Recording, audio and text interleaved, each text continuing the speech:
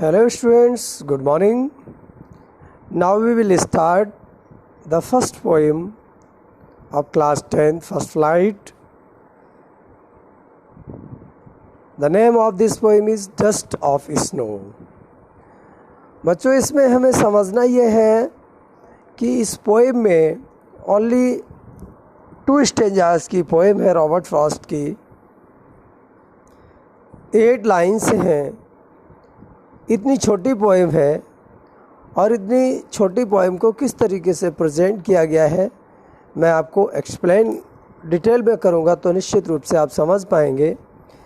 और इसमें कुछ लिटरेरी डिवाइसेस का भी यूज़ किया गया है, वो भी मैं आपको बताऊंगा कौन कौन सी लिटरेरी डिवाइसेस का यूज़ किया गया है।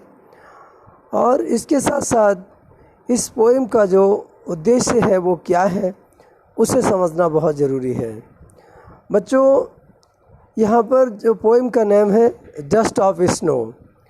डस्ट ऑफ स्नो का मतलब होता है जो बर्फ़ पड़ती है, जहाँ पर बर्फीला इलाका होता है, जहाँ पर हमेशा ज़्यादा सर्दी रहती है, बर्फ़ गिरती रहती है, तो वहाँ पर बर्फ़ को स्नो के रूप में माना जाता है, बर्फ़ को डस्ट के रूप में माना जाता है।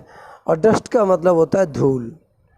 डस्ट का मतलब क्या होता है? धूल। जैसे हमारे यहाँ क्या होता है, हमारे यहाँ धूल उड़ती है, किसकी होती है? मिट्टी की होती है। लेकिन वहाँ क्या होता है, वहाँ पर धूल मिट्टी की इसलिए नहीं उड़ पाती क्योंकि वहाँ पर हमेशा बर्फ़ ही जमी रहती है, तो बर्फ़ ही उड़ती रहती है। और कभी कभी आपने भी फील किया होगा, जैसे अगर कहीं बर्फीले इलाके में आप कभी घूमने गए हो तो हमारे कपड़ों पे और हमारे शरीर पे, हमारे बालों पे जम जाती है। अच्छा, ये तो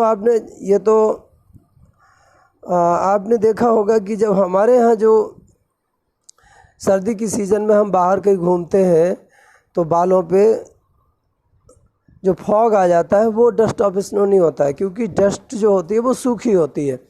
तो यहाँ पर सूखी बर्फ़ पड़ती है।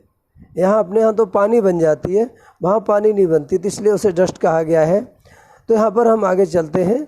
यहाँ पर जो क्राउ है, क्राउ को यूज़ किया गया है। Crow is the symbol of, जैसे अपने यहाँ कहा जाता है, कौवे का जो संकेत होता है वो सैडनेस का सिंबल माना जाता है। किसका सिंबल माना जाता है?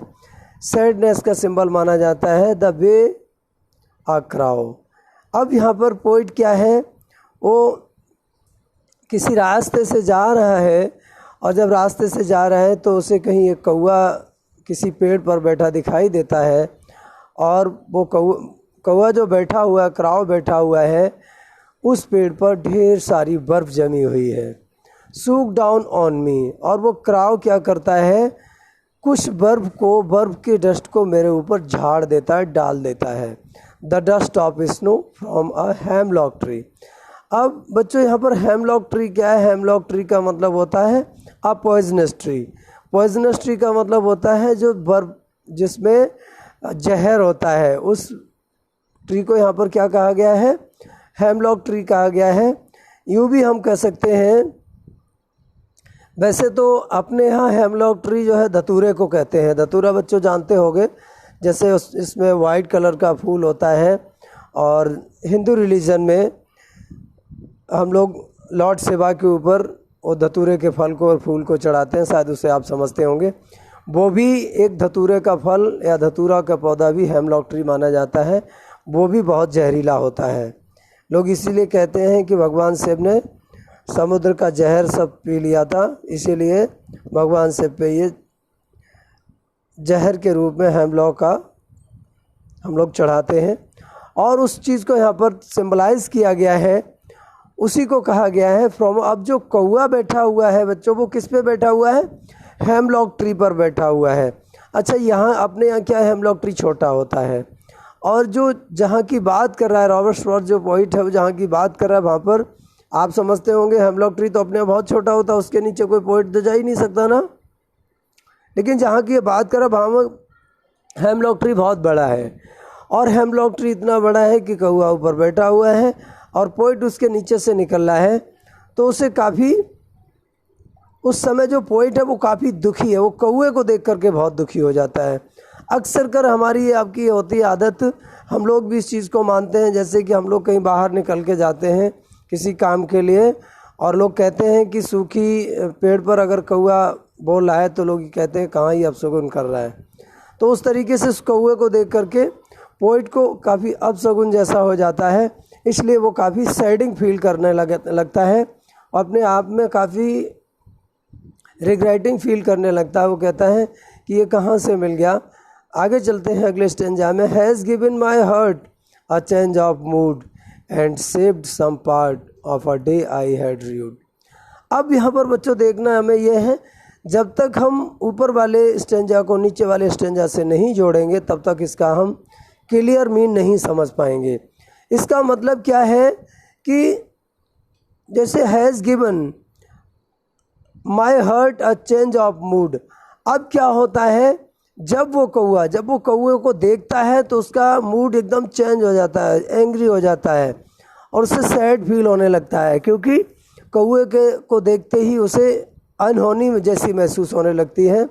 लेकिन होता क्या है, has given my heart a change of mood, और जैसे ही उसकी हेमलॉक के ट्री पर जो वो बैठा हुआ है तो वो बैठे बैठे अक्सर कर क्या होता है कि जैसे कोई भी पक्षी बैठा होता है, अगर बरसात हो गई हो तो कोई भी पक्षी बैठे आकर के तो 2-4 बूंदें नीचे गिर जाती हैं।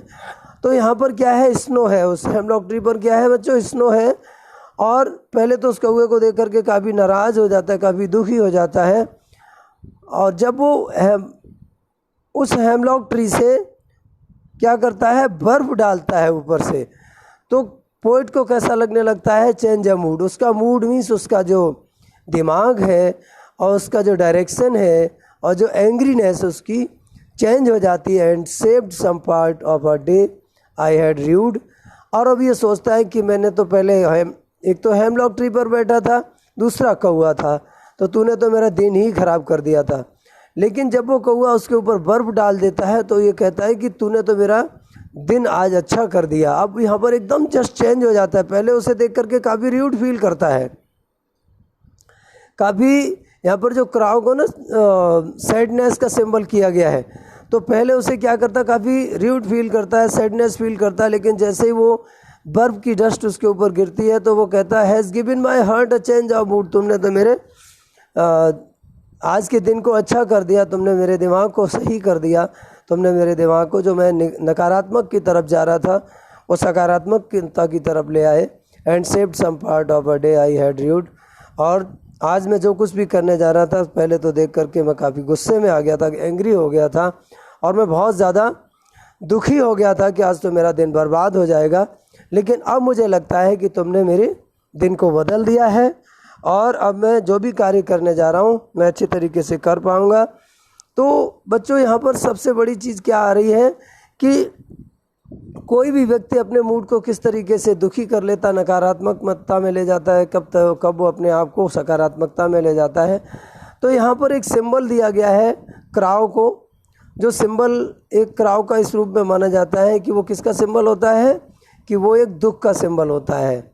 और तुरंत ही उसका जो दुख है, जब वो हेमलॉक ट्री से और ऊपर से हेमलॉक ट्री पे बैठा होता है, वो भी एक दुख का सिंबल होता है। लेकिन जब वो हेमलॉक ट्री से क्या करता है, वो जब नीचे जब बूंद गिरा देता है तो उसका जो र्यूडनेस है, जो उसके अंदर एंग्रीनेस है और जो उसे रिग्रेट फीलिंग आ जाती है, दुखी हो जाता है, उसकी वो दुख खत्म हो जाता है, उसका मूड चेंज हो जाता है। तो मैं समझता हूँ बच्चों यहाँ पर आपको समझ में पोएम आ गई होगी, क्योंकि मैंने इसे लाइफ से भी जोड़ दिया है और पोइट की लाइफ तो है ही है। अब हम थोड़ा सा यहाँ पर डिक्लेयर करते हैं, जैसे कि बच्चों लिटरेरी डिवाइसेस को अगर हम यहाँ पर लेते हैं तो हम देखेंगे यहाँ पर राइमिंग स्कीम को सबसे पहले देखेंगे। क्रॉ स्नो, तो इसमें ए बी फर्स्ट स्टेंजा में लिटरेरी डिवाइस ए बी का यूज़ हुआ है, ठीक है ना। क्रॉ स्नो ए हो गए और मी एंड ट्री वो बी हो गए। तो इस तरीके से ए बी ये लिटरेरी डिवाइस है। सेकंड स्टेंजा में क्या है, जब ए बी वहाँ तक हो गया तो अब सी देखने को आएगा, क्योंकि सेम फॉलो नहीं हो रहा है। तो यहाँ पर हर्ट है, हर्ट पार्ट, मूड र्यूड। अब यहाँ पर देखिएगा हर्ट जो है वो सी है, हर्ट से कौन सा जुड़ रहा है, पार्ट जुड़ रहा है, तो अब मूड और र्यूड से जुड़ रहा है। तो ए बी सी डी। तो यहाँ पर देखिए बच्चों, हर्ट से पार्ट जुड़ रहा है तो सी हो गया, और मूड से रूट जुड़ रहा है तो डी हो गया। तो ए बी सी डी ये यहाँ पर लिटरेरी डिवाइस के रूप में राइमिंग वर्ड आए हैं, जो अपने आप में बिल्कुल यूनिक हैं। और उसके साथ साथ हम देख सकते हैं इस पोएम में एक और सबसे बड़ी बात यह है कि एक ही पूरा जो पोएम है 2 स्टेंजा हैं, लेकिन एक सेंटेंस के रूप में। कहीं आप देख सकते हैं कोई पंक्चुएशन नहीं है, कहीं कोई कॉमा नहीं है, कहीं कोई सेमी कॉलन नहीं है, कहीं कोई कॉलन नहीं है।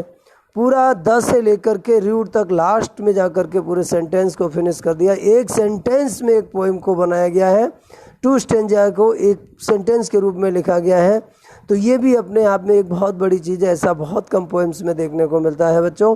तो रॉबर्ट फ्रॉस्ट की अपनी एक यूनिकनेस रहती है। ये छोटी पोएम ज़रूर लिखते हैं, लेकिन इनकी पोएम बहुत ज़्यादा इंस्पायरेबल होती है। अब आप सोच सकते हैं इस छोटी सी पोएम में आपको कितना समय लग गया ना, तो आपको समझ में आ गई होगी, मैं समझता हूँ। अभी नेक्स्ट पोएम इस चैप्टर की होगी, वो मैं अगले वीडियो में बनाऊँगा। आप देखते रहिएगा चैनल को। और अगर आपने इस चैनल को अभी तक सब्सक्राइब नहीं किया है तो निश्चित रूप से आगे बढ़िएगा, आगे सब्सक्राइब करते चलिएगा और दूसरे लोगों को शेयर भी करते चलिएगा, ताकि सभी लोगों को इसका फ़ायदा मिल सके। Thanks students.